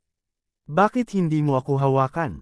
Ayos lang ang grupo ni Chief Steward Zuo na 6, ngunit hindi sapat ang grupo ni Yezuan na 4. Ito ay dahil ang pinakamahinang tao sa grupo ng 4th Prince ay nasa physique skill 80%. Pang-4 na kuya, marunong ka talagang magbiro, nakangiting sabi ng ika-6 na prinsipe. Sa madaling salita, sinasabi niya sa ika-6 na prinsipe na huminto sa panaginip. Ang panganay na prinsipe, ang ika-4 na prinsipe, ang ika-6 na prinsipe, at ang ika-7 prinsipe ay ang pinakamalamang na maging crown prince. Sa kanila, ang unang prinsipe ang pinaka-misteryoso. Ang ika-4 na prinsipe at ang ika-7 prinsipe ay nagkaroon ng maraming salungatan ng pribado. Nanatiling neutral ang ika-6 na prinsipe, ngunit hindi yun nangangahulugan na hindi siya makikipagkompetensya. Hahaha, 4th brother, hindi lang lakas ang pagsubok sa crown prince, napakahalaga din ng swerte. Isang malakas na tawa ang nanggaling sa di-kalayuan. Lumingon ang lahat at nakita ang isa pang binata na naglalakad. Ika-7 kuya, ang swerte ng iyong pang-4 na kapatid. Nakangiting sabi ng ika-4 na prinsipe, ngunit ilang beses na kumislap ang kanyang mga mata. Iyon ay dahil marami sa mga eksperto sa ilalim ng kanyang pamumuno ay lihim na hinarap ng 7th Prince. Sa sandaling ito, ang tingin ni Yezuan ay nahulog din sa 7th Prince. Ang lolo ng Heavenly Plentiful City Lord, Jia Yunyi, ay ang Chief Steward ng 7th Emperor's Residence. Sariwa pa rin sa kanyang isipan ang alaala kung paano binugbog si Yezuan. Ang sama ng loob na ito ay dapat ipaghiganti. Gaya ng inaasahan, nakita ni Yezuan si Jia Yunyi sa pamamagitan ng silhouette ng 7th Prince, na naging sanhi ng panginginig ng kanyang puso. Bagamat nagbago ang boses niya dahil suot niya ang dragon-patterned golden armor, natatakot pa rin siyang makilala siya ng kabilang partido. Ang 3 prinsipe ay tila nag-uusap sa ibabaw, ngunit sa katunayan, mayroong isang lumalakas na undercurrent. Lahat sila ay nagtatago ng mga punyal sa kanilang mga ngiti. Nagtatawanan ng ika-4 na prinsipe at ang ika-7 prinsipe, habang ang ika-6 na prinsipe ay nakatingin sa gilid ng nakangiti. Maraming mga prinsipe sa paligid, ngunit hindi sila masyadong makapangyarihan. Ang ilan sa kanila ay nandito lang para sumali sa kasiyahan at magnakaw ng ilang draconic lock, habang ang iba ay gustong sumali. Kung sila ay papaloran, hindi magiging problema para sa kanila ang maging crown prince. Gayunpaman, hindi nagpakita ang mahiwagang unang prinsipe. Hindi nagtagal, sunod-sunod na dumating ang lahat. May kabuuang 17 prinsipe, at lahat sila ay naruroon. Ang 17 prinsipe ay nangangahulugan na mayroong kabuuang 170 tao. Gayunpaman, mahirap para sa isang prinsipe na mag-recruit ng isang 80% physique skill expert, kaya maaari lamang silang umasa sa kanilang swerte at tingnan kung maaari silang magkaroon ng hindi inaasahang pagkikita sa lihim na kaharian. Ang lahat ay naghintay ng ilang sandali, pagkatapos ay isang tao ang lumipad sa langit. Katahimikan. Isang boses na parang lalamunan ng pato ang pumasok sa tenga ng lahat, at tumahimik ang lahat. Paborito ito ni Ama, Yunakuo. Nakilala siya ng mga prinsipe sa isang sulyap. Si Yunakuo ang nag-aalaga sa Emperor ng Sunflame Sacred Dynasty noong bata pa siya. Maraming mga prinsipe ang hindi kasing halaga ng Yunakuo sa puso ng emperador ng Sacred Dynasty ng Sunflame. Mga prinsipe, mangyaring panatilihin ang iyong mga prince seals at prince badge. Ikanaway ni Yunakuo ang kanyang kamay, at dahan-dahang lumipad ang 17 parisukat na prince seals at interspatial ring sa mga kamay ng mga prinsipe. Nahuli ng ika-6 na prinsipe ang prinsipe seal at sinulyapan ito. May nakasulat na, 6. Pagkatapos, ibinaon niya ang kanyang kamalayan sa interspatial ring, kumuha ng 10 prince badges, at ipinamahagi ang mga ito sa 10 prinsipe ng Yezuan. Ang bawat prince seal ay konektado sa 10 prince badges. Sa oras na ito, ang 10 Prince Badges ay walang anumang Draconic Lock, at ang Draconic Lock ng Prince Seal ay katumbas ng kabuuan ng 10 Prince Badges. Ipatak mo ang iyong dugo upang maitali kaagad ito sa iyo. Kung ang mga Prince Badges ay nawasak sa lihim na kaharian, agad kang ay teleport palabas. Sa oras na iyon, may mga eksperto na gagamutin ang iyong mga pinsala. Panipi, sabi ni Unique, naunawaan ito ng lahat ng naruroon. Ang layunin ng paglilitis sa Crown Prince ay upang makakuha ng Draconic Lock at makakuha ng ranggo sa huli. Kaagad, itinuli ng lahat ang kanilang mga Prince Badge sa kanila. Pagkatapos, napagtanto nila na hindi nila maaaring itago ang kanilang mga Prince Badges sa kanilang interspatial rings. Maaari lamang nilang dalhin ang mga ito. Sa unang yugto ng paglilitis ng Crown Prince, ang labanan ng Draconic Lock, magkakaroon ng maraming mana at Draconic Lock. Maaari mo ring agawin ang Prince Badges ng iba. Pagkatapos magsalita ni Unique, tumabi siya. Unti-unting bumukas ang pinto ng palasyo sa likod niya. Ang pasukan sa lihim na kaharian ay lumitaw. Ito ang lihim na kaharian ng Sunflame Imperial Family. Maraming mana at pagkakataon sa loob. Kapag nakapasok ka, ay teleport ka sa iba't ibang lugar. Dapat kang mag-ingat. Kung kinakailangan, maaari mong gamitin ang iyong Draconic Lock, mahinang sabi ng 6th Prince. Tahimik na tumango ang 10 prinsipe ni Yezuan. Ang lahat ng mga prinsipe ay nagbigay ng kani-kanilang mga gawain. Sa oras na ito, idinagdag ni Unique, the Battle of Draconic Lock this time will be semi-closed. Tanging ang tanawin ng Inheritance Land ang makikita. At saka, walang pagpatay. Bagamat ang tanawin lamang ng lupang pamana ang makikita, wala itong ibig sabihin. Dahil sinabi ni Unique na bawal ang pagpatay, dapat may paraan ng Imperial Family para makita kung ano ang nangyayari sa loob ng Secret Realm. Kinaikit ni Yezuan ang kanyang mga mata. Tila hindi niya maipapakita ang kanyang kakayahan sa yugtong ito. Gayunpaman, nakuha niya ang isang mahalagang punto sa mga salita ni Unique. Aalisin ang mga kusang pumatay. Gayunpaman, hindi maiiwasan na magkaroon ng mga casualty sa labanan sa pagitan ng dalawang tao. Sa makatuwid, ang panuntunan ay dapat na hindi pinapayagan ang pagpapahirap. Ang Battle of Draconic Lock ay tatagal ng 3 araw. Pagkatapos ng 3 araw, lahat kayo ay teleport out. Sige, maaari nang pumasok ang koponan ng unang prinsipe. Biglang lumingon si Unique at tumingin sa 11 tao sa sulok. Napakalamig ng unang prinsipe. Siya ay malamang na nasa 35 taong gulang. Tumayo siya roon at pinanood ang kanyang pangkat ng 10 na pumasok sa lihim na kaharian. Sumunod ay ang pangkat ng ikalawang prinsipe, na sinundan ng pangkat ng ikatlong prinsipe. Kabanata 768. Tandaan, mahalagang manatiling buhay. Pinaalalahanan ng 6th Prince si Yezuan at ang iba pa nang pumasok sila sa Secret Realm. Bagamat hindi sila pinahintulutang pumatay, maaaring may mga panganib sa lupain ng mana. Bukod dito, kung sila ay malubhang nasugatan, ang kanilang lakas sa pakikipaglaban ay lubos na mababawasan. Si Yezuan at ang iba pa ay pumasok sa lihim na kaharian ng buong lakas. Sa susunod na sandali, nalaman ni Yezuan na ang mga taong pumasok sa lihim na kaharian sa kanyang harapan ay nawala, at siya ay lumitaw sa isang kagubatan. Sa tabi niya ay isang stone tablet na may 17th rango dito. Sila ang 17 prinsipe na nireranggo ayon sa pagkakasunod-sunod. Sa sandaling ito, sinubukan ni Yezuan na kontrolin ang kanyang chi upang lumipad.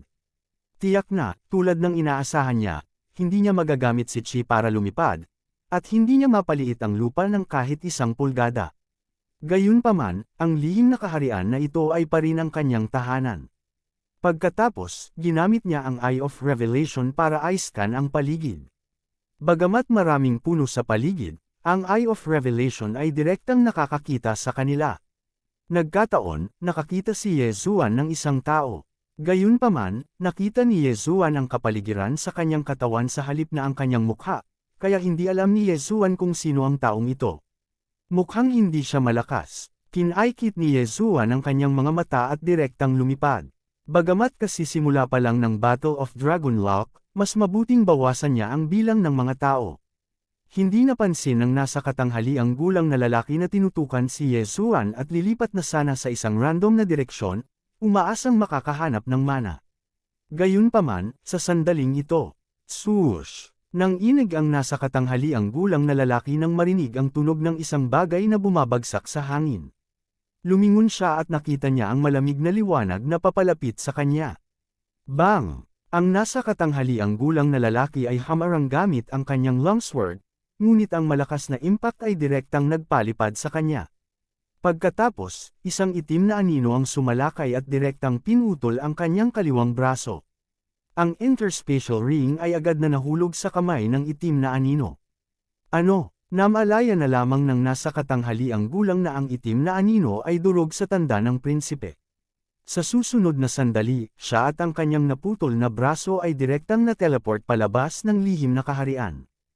Sa labas ng Secret Realm, may mga team ng ibang prinsipe na isa-isang pumasok sa Secret Realm. Gayunpaman, sa sandaling ito, isang tao ang biglang nag-teleport palabas, na ikinagulat nila. Ano, may na-teleport out kaya mabilis? Nagulat ang lahat. Hindi lahat ng 17 prinsipe ay nakapasok, ngunit may naalis na.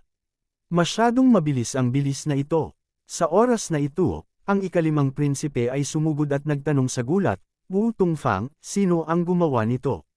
Nilabanan ng nasa katanghaliang gulang na lalaki ang sakit at umiling. Hindi ko malinaw na nakita. Napakabilis niya pero nasa 60% body seal lang siya. Paano naging posible na magpadala ng isang tao na may 70% body seal palabas ng Mystic Realm sa isang iglap?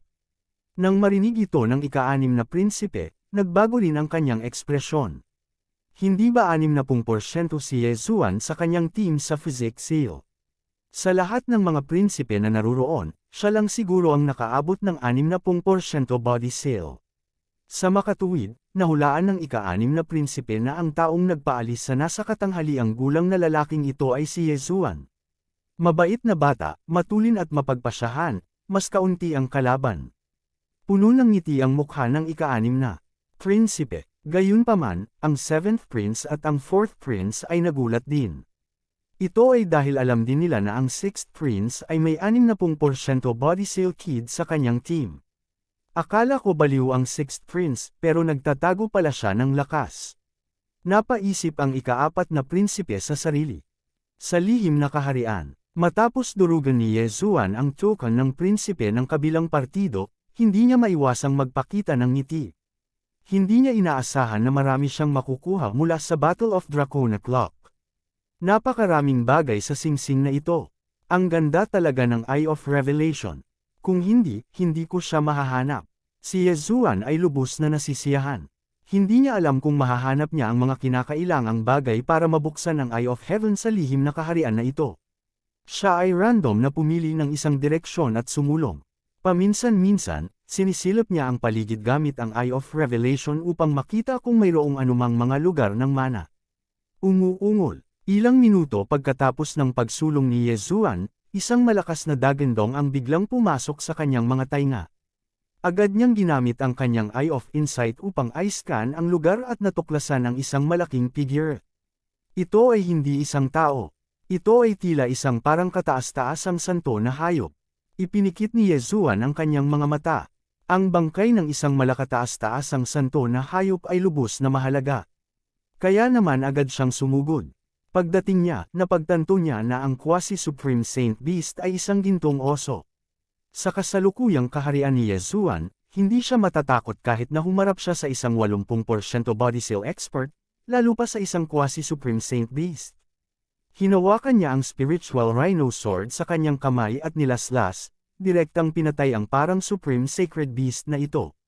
Gayunpaman, nang lalamunan na niya ang bangkay, napagtanto niyang may alon ng enerhiya na kumakalat mula sa bangkay. Ito ay Dracona Clock. Biglang nanliit ang mga mata ni Yezuan. Mabilis niyang inilabas ang Prince Token. Gaya ng inaasahan, ang kakaibang enerhiya ay Dracona Clock. Ginamit ni Yezuan ang Prince Token para makuha ang lahat ng Dracona Clock. Kaya, ang pagpatay sa mga halimaw ay nagbibigay din sa akin ng Dracona Clock. Si Yezuan ay lubos na nasisiyahan. Pagkatapos ng lahat, natutunan niya ang Dracona Clock at maaaring gamitin ang Dracona Clock upang madagdagan ang kanyang lakas sa pakikipaglaban. Nang matapos ni Yezuan ang pagsipsip ng Dracona Clock, nagbago ang rangkang ng 17 prinsipe. Kasalukuyang nasa unang pwesto ang 6th Prince. Sa oras na ito, sa labas ng lihim na kaharian, ang 17 prinsipe ay nakapasok na sa isang palasyo. Kasama nila ang mga opisyal ng sibil at militar ng Sunflame Sacred Dynasty. Ang subordinate ng 6th Prince ang unang bumagsak sa rangkang. Siya ang nasa unang pwesto. Kahanga-hanga, kahanga-hanga. Inaasahan ko na ang isa sa kanyang mga nasasakupan ay dapat na nakapatay ng isang quasi-supreme holy beast. Ang perception ng bawat isa ay ibinababa sa secret realm. At saka, ang secret realm ay nakakatakot na malaki. Hindi madaling pumatay ng quasi-supreme saint beast. Nasa first place lang siya pansamantala. We still have to see how he performs later. Sa katunayan, ang pagraranggo sa simula ay walang silbi. Maaaring hindi kayang tumawa hanggang sa huli. Sa oras na ito, ang 17 subordinate ng mga prinsipe ay nakapasok na lahat sa lihim na kaharian. May kabuoang 170 katao. Hindi, 169 na tao na lang ang natitira. Ang isa sa kanila ay malas. Nag-teleport si Yezuan malapit sa kanya. Pagkatapos, pinalayas siya ni Yezuan sa secret realm. Sa lihim na kaharian, mahigit 10 minuto nang tumatakbo si Yezuan. Sa daan, wala siyang na-encounter na kakaiba. Gayunpaman, sa 13 minuto, pagkatapos niyang pumasok sa lihim na kaharian. Sobrang init, panipi, biglang huminto ang mga yapak ni Yezuan. Pakiramdam niya ay biglang dumami ang problema sa paligid. Agad niyang ginamit ang kanyang Eye of Insight at natuklasan niyang may kakaiba sa kanyang harapan. Mas mahina ang aking pangunawa sa lihim na kaharian na ito. Sa kabutihang palad, mayroon akong Eye of Revelation. Napabuntong hininga si Yezuan sa kanyang puso. Kasabay nito, nahulaan niya na ang kakaibang bagay sa kanyang harapan ay maaaring isang lupain ng mana. Mabilis siyang sumugod. Pagdating niya, nakita niya na ang kakaiba ay ang tinatawag na Dragon Lock Pillar. Ang Dragon Lock Pillar ay naglalaman ng malaking halaga ng Draconic Lock. Gayunpaman, ang nakakuha ng atensyon ni Yezuan ay hindi ang Dragon Lock Pillar, kundi ang bagay sa malaking pole sa tabi nito. Kabanata 769. Ginamit ni Yezuan ang Eye of Insight para tumingin muli at natuklasan na mayroong universe ring sa ilalim ng nagliliyab na magma. Hindi niya masyadong pinansin at kinuha ang Prince Token para i-absorb ang Draconic Lock sa Dragon Lock Pillar. Pagkatapos, lumakad siya sa gilid ng kumukulong pool at ipinasok ang kanyang kamay. Mainit, iyon ang unang reaksyon ni Yezuan. Nang hilahin niya ang kanyang kamay ay nakita niyang namumula ang kanyang balat. Kung mas matagal siyang magbabad sa lava, matutunaw ang kanyang balat at laman. Marahil, kahit ang kanyang mga buto ay hindi maiiwan. Ganon kataas na temperatura, ang aking kaharian ay hindi sapat na mataas. Kaya't natatakot ako na hindi ko ito makayanan. Kung ito ay ang Dragon Patterned Golden Armor, kaya kung napaisip si Yezuan sa kanyang sarili.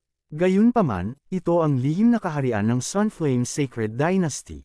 Kung lumitaw ang Dragon Patterned Golden Armor, malalagay siya sa problema kung may makakita nito. Kaya naman, para maging ligtas, nagpa siya si Yezuan na sumuko. Gayunpaman, ibinigay lamang niya ang kalahati nito. Baka may ibang tao sa paligid. Hahayaan ko silang kunin habang inaani ko ang mga benepisyo. Napaisip si Yezuan sa kanyang sarili. Pagkatapos, iniskan niya ang paligid gamit ang kanyang Eye of Revelation. Sa katunayan, walang tao sa paligid, ngunit maaari siyang gumawa ng ilang ingay. Boom! Boom! Boom! Nagsimulang salakayin ni Yezuan ang lupa ng galit na galit. Ang mas malaki ang kaguluhan, mas malayo ang tunog ay kumalat. Hanggat may malapit, mahahanap nila siya sa pamamagitan ng pagsunod sa temperatura. Pagkaraan ng ilang sandali, nagtago si Yezuan sa isang madilim na sulok at itinago ang kanyang aura, naghihintay na may makakita sa kanya. Tiyak na, tulad ng inaasahan niya, may lumilipad ng figure sa kanyang linya ng paningin. Hindi siya mabilis. Sa tingin ko ay nasa 75% siya ng body seal. Pinanood ni Yezuan habang lumilipad ang figure sa gilid ng nakakapasong pole. Matapos makita na ang Draconic Lock Pillar ng Draconic Lock Pillar ay inalis, nahulaan niya na nagkaroon ng isang mahusay na labanan dito. Nag-iingat pa rin siya at pinagmasdan ang paligid. Gayunpaman, ang pangunawa sa lihim na kaharian ay malamang na isang ikalima lamang ng pangunawa sa labas. Bukod dito, itinago ni Yezuan ang kanyang aura, kaya hindi niya mahanap si Yezuan. Naglakad siya sa gilid ng pool, sinisiyasat ito, at nalaman niyang kaya niya ito. Agad siyang tumalon sa pool at kinuha ang interspatial ring sa ilalim ng pool. Inilabas mo, si Yezuan, na gumagamit ng Eye of Revelation para suriin ang sitwasyon, ay agad na sumisingil. Swish! Isang malamig na liwanag ang kumislap, na sinundan ng malutong na tunog. Ang eksperto na may 75% body seal ay mabilis na nag-react at hinarang ang pag-atake gamit ang kanyang longsword. Gayunpaman, umikot na si Yezuan sa kagubatan at nagwales. Ganap na pagkalipol. Muling naglaslas si Yezuan. Bagamat hindi kasing lakas ng Firmament Splitter ang kapangyarihan ng paglipat na ito, mas mabuting gamitin pa rin ito ng matipid. Pagkatapos ng lahat, ginamit niya ang hakbang na ito para patayin ang Heavenly Abundance City Lord. Ang eksperto na may 75% ng kanyang katawan ay nagawang harangan ng espada, ngunit hindi niya napigilan ang espada at naputol ang isang braso. Nang lumipad ang braso na may hawak ng espada, dumating na si Yezuan sa kanyang harapan. Hiss! Isa pang malutong na tunog ang umalangaw-ngaw. Naputol ang pulso ng kanyang kalaban, at nahulog ang kanyang universe ring sa kamay ni Yezuan. Ang eksperto ay nasa kawalan ng pag-asa. Naputol ang kanyang kanang braso, at naputol din ang kanyang kaliwang pulso. Ano pa ang maaari niyang gamitin upang labanan? Sa oras na mag-react siya, pinunit na ni Yezuan ang kanyang damit at inilabas ang Prince Token na nakatago sa kanyang dibdib. Salamat sa Dragon Lock mo. Makakaalis ka na. Si Yezuan ay humigop ng kaunting Dragon Lock mula sa Prince Token at dinurog ito. Sa susunod na sandali, ang eksperto ay naging isang sinag ng puting liwanag at nawala sa harap ni Yezuan. Na-teleport siya palabas ng Secret Realm. Naalala ni Yezuan na ang taong ito ay isa sa mga subordinate ng ika-13 prinsipe. Sayang naman ang nasagasaan niya. Bagaman walang gaanong Dragon Lock, ito ay mas mabuti kaysa sa wala. Tingnan ko kung ano ang nasa dalawang interspatial ring na ito. Bulong ni Yezuan sa sarili. Una niyang tiningnan ang interspatial ring ng kalaban, ngunit wala masyadong laman. Gayunpaman, ang interspatial ring na kinuha ng kalaban mula sa Scorching Pool ay naglalaman ng maraming magagandang bagay. Ang mana ng Blazing Howl Sect mula sa 100 taon na ang nakakaraan. Nagtaas ng kilay si Yezuan. Karamihan sa mga bagay sa interspatial ring ay martial arts techniques. Mayroon ding ilang mga bihirang kayamanan, na lahat ay may katangian ng apoy. Hindi siya nagpigil at direktang kinopya ang martial arts techniques sa devouring system. Kung tungkol sa mga bihirang kayamanan, nilamon niya ang lahat. Gumamit si Yezuan ng espesyal na devouring system para sa ilan sa mga item dahil marami sa mga ito ang nakakapagpalakas ng pangangatawan ng isang tao. Ang Half-Step Supreme Being ay upang selyuhan ang katawan ng Great Emperor's Will upang piliting palakasin ang pangangatawan ng isang tao. Gayunpaman, hindi ito binibilang bilang isang pangangatawan. Sa hinaharap, pagkatapos masil ang katawan ng isang tao sa 100%, ang isa ay kailangang sumailalim sa Supremacy Tribulation. Ang kalooban ng emperador ng bawat isa ay tinatakan sa parehong antas. Kung nais ng isang tao na maging isang supreme being, kailangan niyang umasa sa kanyang pangangatawan at iba pang kakayahan. Sayang na mas marami akong experience every time na nag-level up ako.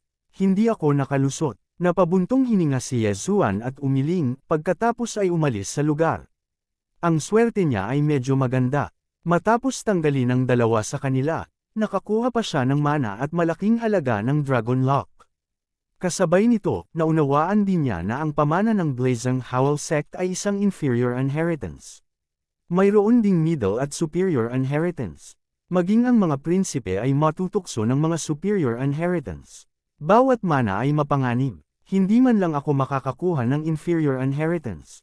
Natatakot ako na hindi ito magiging ganoon kadali. Nakaramdam ng kaunting kawalan si Yezuan. Siya ay nasa 60% physics silang lamang, habang ang iba ay nasa 70% physics silang. Kahit na malakas ang kanyang lakas sa pakikipaglaban, ang kanyang vital energy ay palaging kanyang kahinaan. Bukod dito, hindi niya basta-basta. Magagamit ang dragon patterned golden armor dito. Sa makatuwid, kung makakahanap siya ng lupang pamana, kailangan muna niyang makuha ang dragon lock. Gayunpaman, sa kanyang lakas, kaya niyang labanan ang isang 80% physics silang expert. Siguradong mababantayan niya ang lupang mana. Nagpatuloy siyang gumala sa kagubatan. Sa mata ng pahayag, malamang na walang cap-oras ang kanyang pananaw. Makalipas ang mahigit kalahating oras, nakatagpo siya ng isa pang lupang mana. Sa pagkakataong ito, may ilang kakaibang puno na nagbabantay sa Dragon Lock Killer. Mga puno ng demonyo, naningkit ang mga mata ni Yezuan. Kahit na wala ang mata ng pahayag, nakikita niya na ang mga punong ito ay pambihira. Pagkatapos ng lahat, ang panloob na kapaligiran ng mga punong ito ay iba sa mga ordinaryong puno. Bukod dito, ang kanilang mga sanga ay patuloy na umiikot, na tila lubhang mapanganib. May interspatial ring sa tabi ng Dragon Lock Killer. Nakatuon ang mga mata ni Yezuan sa interspatial ring sa tabi ng Dragon Lock Killer. Sa pagkakataong ito ay nilinggan niya ang paligid at wala siyang nakitang iba kaya bigla siyang umatake. Ganap na pagkalipol. Ang mga sinag ng malamig na liwanag ay tumagos sa hangin. Direktang inatake ni Yezuan ang Demon Tree sa pamamagitan ng hindi mabilang na mga puno. Hindi talaga matutuklasan ng mga ordinaryong tao ang mga Demon Tree. Kung tutuusin, wala silang kakayahang makakita ng mga bagay, lalo pa ang pag-atake sa napakaraming puno. Rip, rip, rip. Ang espada ni Yezuan ay direktang pumutol sa daan-daang puno at tumama sa isang Demon Tree. Ang Demon Tree ay malubhang nasugatan, ngunit hindi nito napansin si Yezuan. Tahimik lang itong nakayanan ang pag-atake. Kabanata 770, Universal Annihilation. Lumipad sa himpapawid ang mga laslas at napatay ang isang Devil Tree sa loob lamang ng ilang round. Wala pang kalahating minuto, patay na ang lahat ng Devil Tree. Pagkatapos, mabilis na lumipad si Yezuan at hinigup ang Draconic Lock sa Dragon Lock Killer. Pagkatapos ay kinuha niya ang Interspatial Ring. Ang pamana ng Kang Senador Sek mula sa 200 taon na ang nakakaraan. Nagliwanag ang mga mata ni Yezuan dahil maraming kayamanan sa Interspatial Ring. Malapit na akong makalusot, naramdaman niya na kailangan lang niya ng isa pang mana para makapasok sa 65% ng Physics Seal Realm. Sa oras na iyon, ang kanyang kapangyarihang panlaban ay makakapit sa pinakamataas na baitang sa gitna ng daang tao. Siyempre, ang iba ay maaari ring biglaang makalusot pagkatapos makuha ang mana. Bagamat dalawang mababang pamana lang ang nakuha ko, makakalusot ako pagkatapos makakuha ng isa pa. Hindi naman masama. Umalis si Yezuan sa kanyang orihinal na lugar.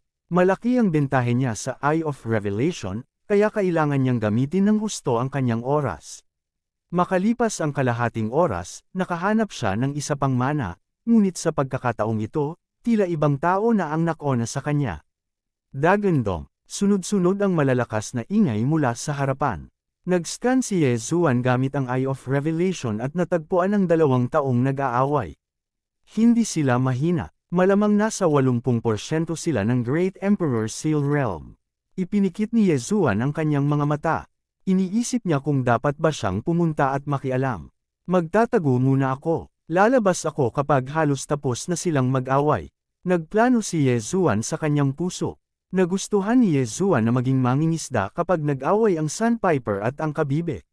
Sa pamamagitan ng Eye of Revelation, nakikita ni Yezuan na nag-aaway ang 2 tao sa pasukan ng kuweba. May Dragon Lock Killer din sa labas ng kuweba. Ito ay malinaw na ang lugar ng mana. Ang isa pang bentahe ng mata ng pahayag ay nakakakita ito sa pamamagitan ng mga ordinaryong bagay at nakikita ang loob ng 2 tao. Gayunpaman, hindi ito makakita sa Interspatial Ring. Sa makatuwid, palaging nasa extra Interspatial Ring ang kanyang atensyon. Oh, parang mas malakas yung may Interspatial Ring. Panipi, nagmamasid si Yezuan habang papalapit siya. Sa anumang kaso, ang perception sa Secret Realm ay mas mababa, kaya hindi siya ma-detect ng kabilang partido. Nang si Yezuan ay 3,000 metro lamang ang layo sa kanila, isa sa kanila ang nabasag ng medalyon ng kanyang prinsipe. Pagkatapos, siya ay naging isang sinag ng puting liwanag at pinalabas sa Secret Realm. Nang makita ni Yezuan na nawala ang ibang tao sa isang iglap, naunawaan niya na oras na para kumilos.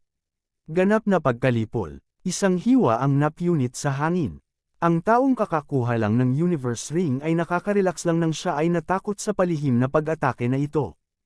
Hlang, dali-dali niyang ginamit ang kanyang sandata para harangan ito, ngunit nontog siya sa batong pader dahil sa impact.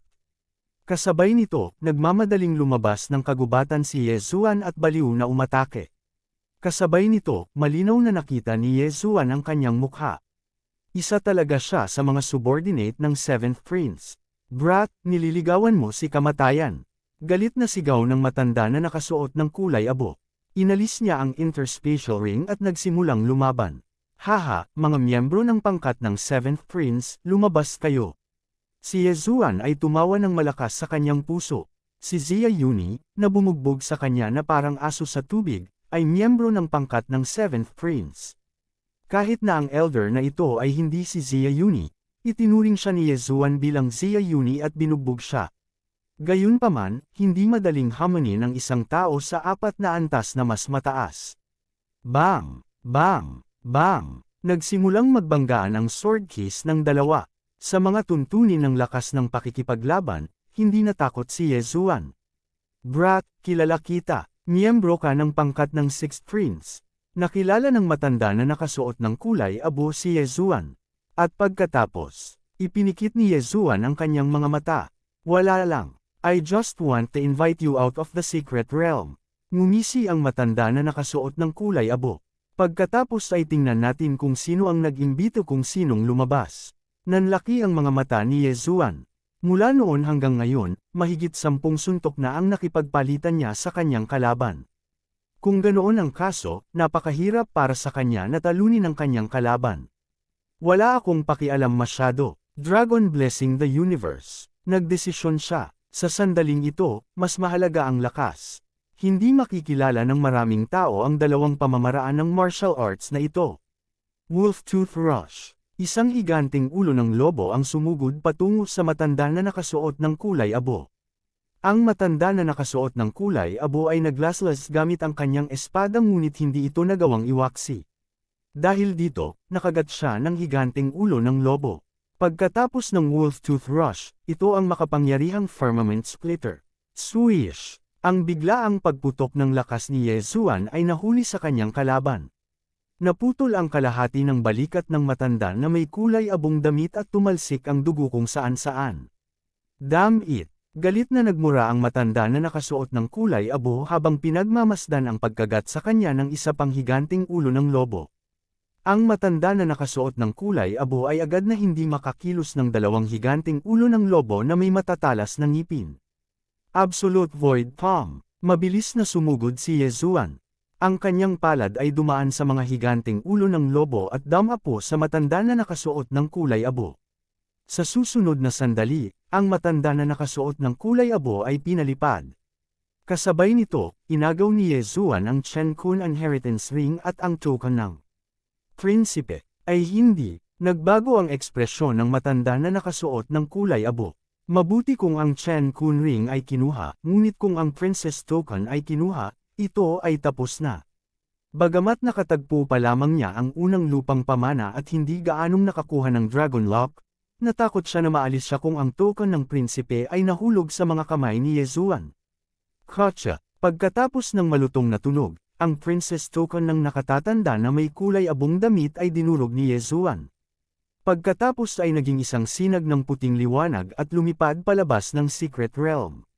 Phew! Nakahinga ng maluwag si Yezuan. Sa kabutihang palad, hindi ginamit ng kanyang kalaban ang Dragon Blessing sa oras. Kung hindi, marami siyang nasayang na Dragon Lock. Ito ay isang mababang antas na mana, ngunit hindi ito masama. Nagningning ang mga mata ni Yezuan nang marinig niya ang isang abiso sa kanyang isipan. Pambihirang tagumpay. Ngayon, ang kanyang body sealing degree ay umabot na sa 65%. Sinimulan niyang suriin ang inheritance ring at nagulat siya. It's all ours. Parang isang sekta na dalubhasa sa forging. Not bad, not bad. Maaring i-upgrade ang 3,000 Wolftooth Cavalry. Bahagyang pumulupot ang mga labi ni Yezuan. Mayroon siyang blueprint para i-upgrade ang 3,000 Wolftooth Cavalry. Hanggat mayroon siyang mga materyales, maaari niyang gamitin ang devouring system para i-upgrade ang mga ito. Ding! Matagumpay ang pag-upgrade ng Wolftooth Cavalry. Ding! Matagumpay ang pag-upgrade ni Deputy Longsaber. Ginamit ni Yezua ng forging materials para i-upgrade ang 3,000 Wolftooth Cavalry at Deputy Longsaber. Ang lakas ni Deputy Longsaber ay umabot na sa 60% ng Emperor's Will at 40% ng 3,000 Wolftooth Cavalry. Si Yezuan ay lubos na nasisiyahan sa resultang ito. Kung tutuusin, ito ay isang mababang grade inheritance lamang. Kung makakakuha siya ng mid-grade inheritance o kahit isang high-grade inheritance, mas makakapag-upgrade pa siya. 2 oras pa lang ako dito at nakakuha na ako ng 3 low-grade inheritance, Dragon Lock. Yung iba naman, isa lang naman siguro ang nakuha, di ba? Ang tiwala ni Yezuan ay biglang tumaas. Bagamat hindi mabilis na mabawi ang kanyang kapangyarihan sa mata, hindi naubos ng Eye of Revelation ang kanyang kapangyarihan sa mata. Hindi magiging problema na gamitin ito muli pagkatapos ng isang yugto ng panahon. Nagsimula siyang maghanap ng higit pang mga mana. Nakakuha siya ng 3 mababang grade inheritance sa loob ng 2 oras, ngunit ang labanan ng Dragon Lock ay tatagal ng 3 araw. Marahil ay makakahanap siya ng isang mataas na grado na mana. Makalipas ang 1 oras, boom!